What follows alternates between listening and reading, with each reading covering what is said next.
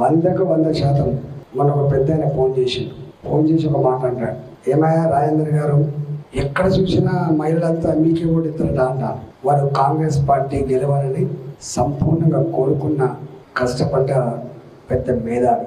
ఆయన అన్న మాట తెలంగాణ గడ్డ మీద మహిళలంతా మీ వైపే ఉన్నారని. ఇంకో పెద్ద ఆయన ఫోన్ చేసిండు, రాయతరన్న యూత్ అంతా మీ వైపే ఉన్నారంటాడు. నేనన్నా మనుషులు మీ దగ్గర ఉన్నారు, మనసు మా మీద ఉంది అని మేమన్నా. అన్ని ప్రాంతాల ప్రజలు, అన్ని వర్గాల ప్రజలు మా నాయకుడు మోడీ అనేటువంటి స్థాయి మొట్టమొదటిసారిగా తెచ్చింది. అది మామూలుగా మాటలతో వచ్చింది కాదు, అది చేతులు బట్టిగా చేయుతో వచ్చింది కాదు. అది మౌనంగా తన కర్తవ్యాన్ని మెల్లమెల్లగా ఆచరణలో పెట్టింది. కాబట్టి అన్ని వర్గాల, అన్ని మతాల ప్రజల విశ్వాసం పొందగలిగిండు నరేంద్ర మోడీ గారు మాట.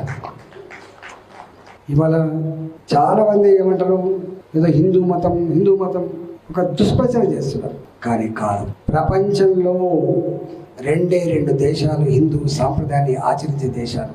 అది ఒకటి భారతదేశం, రెండవది నేపాల్. ఈ 2 హిందూ సాంప్రదాయాలతో, విశ్వాసాలతో తొలతూగేటువంటి దేశాలు ఈ 2. నాకు తెలిసి నరేంద్ర మోడీ గారు ఎప్పుడు కూడా నేను చేస్తున్నానని మాత్రం చెప్పలేదు, మీరు నాకు అవకాశం కల్పించిండ్రు, సేవ చేసే భాగ్యం కలిగించిండ్రు, మీకు రుణం తీర్చుకుంటున్నా అని చెప్పండి తప్ప నేను చేస్తున్నాను మాత్రం ఎప్పుడు చెప్పలేదు. నేను చేస్తున్నా అని చెప్పిన వ్యక్తి కేసీఆర్. అందుకే కాలగల్పంలో కలిసిపోతాను. గొప్ప సాంప్రదాయాన్ని అందించిన అని చెప్తాడు కేసీఆర్. అది ఓడిపోయిన పార్టీ మాట్లాడితే కానీ ఒక మాట మాట్లాడాలి. నరేంద్ర మోడీ గారు ఇది ఈ గ్రామం ఆ గ్రామం అని చూడలే, ఓట్లు వేసిన రాష్ట్రమా ఓట్లు వేయని రాష్ట్రం అని చూడలే. కేంద్రానికి ఒక పద్ధతి ఉంటుంది, దానికి ప్రాంతంతో సంబంధం లేదు, దానికి పార్టీతో సంబంధం లేదు, దానికి మతాలతో సంబంధం లేదు. దానికి ఉండే ఏకైక సంబంధం మనిషి సంబంధం, భారత పాత పుట్టుడా కాదా సంబంధం తప్ప ఇంకో సంబంధం లేదు. అందుకే ఇవాళ గుజరాత్కి ఎట్లా పైసలు వస్తాయో తెలంగాణకు అట్లే పైసలు వస్తాయి. ఇవాళ భారతదేశం అభివృద్ధి చెందిన దేశంగా మొదలుపడే గుర్తుపెట్టుకో, అభివృద్ధి చెందిన దేశం. నా దేశ అధ్యక్షుడు ప్రెసిడెంట్ ఆఫ్ ఇండియా అమెరికాకు పోయినాడు, బూట్లు ఇప్పి చెక్ చేసింది అమెరికా. కానీ ఇవాళ నా ప్రధానమంత్రి అమెరికాకు పోతే వాళ్ళ చేతిలో చేయి వేయగలిగి, వాళ్ళ భుజం మీద చేయి వేయగలిగి నా దేశం గొప్పదన స్థాయికి వచ్చింది. ప్రపంచ చిత్రపటం మీద భారత ఔన్నత్యాన్ని, భారత గౌరవాన్ని నిలిపిన మొట్టమొదటి నాయకుడు నరేంద్ర మోడీ గారు. ఇది సంపద సంబంధం లేదు. 2014లో భారత ఆర్థిక వ్యవస్థ 11వ స్థానం. ఇలా ప్రపంచంలో భారత ఆర్థిక వ్యవస్థ 5వ స్థానం ఉంది. 3వ స్థానం కోసం కళ్ళగంటున్నాడు మోడీ గారు, 3వ స్థానం కోసం కళ్ళగంటున్నాడు. గది బీజేపీ. అయోధ్యలో రామమందిరం బలవంతంగా కట్టే శక్తి ఉన్నప్పటికీ కూడా చట్టబద్ధంగానే మాత్రమే ఉండాలని చెప్పి ఆచరించిండు.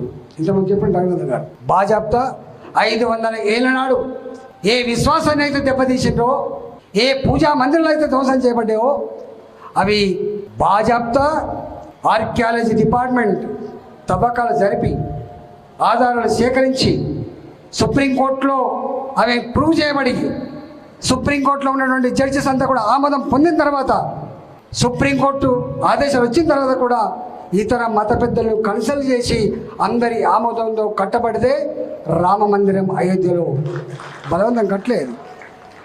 కార్యకర్తల మీటింగ్ అన్నప్పుడు అందరినీ పిలిచే ప్రయత్నం చేయండి. అందరినీ పిలిచే ప్రయత్నం చేయండి. కానీ మీరు కొద్ది మందినే పిలుచుకొని మీటింగ్ పెట్టుకునే పద్ధతి కాదు. అనేక మంది, అనేక రకాలు. నాకు తెలిసి ఈ రాష్ట్రంలో అన్ని పార్టీల కంటే కూడా కమిట్మెంట్ గల కార్యకర్తల సంఖ్య ఎక్కువ ఉన్న పార్టీ భారతీయ జనతా పార్టీ. మన ఒక పార్టీ కాదు, అనేక రకాల సంఘాలు ఉంటాయి, పరివార క్షేత్రాలు ఉంటాయి, వాళ్ళలో పనిచేసే వాళ్ళు బొచ్చేంత మంది ఉన్నారు. కానీ పిలువం మనం. కానీ పిలవండి.